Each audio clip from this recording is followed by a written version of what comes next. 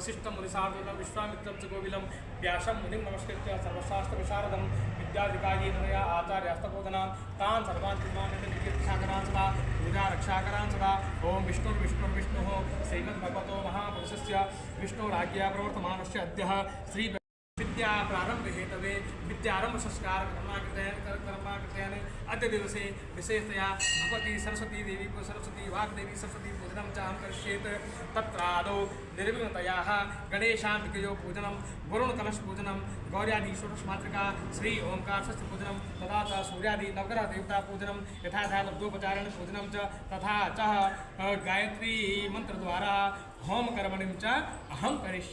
करिष्यावहे ओम जज्जागतो दूरम् उदेति देवं ततो सुतस्तैवेति दूरं गमन् ज्योतिकान् ज्योतिरेकं तन्मे मनः शिवसङ्कल्पमस्तु संकल्पसिद्धिरस्तु।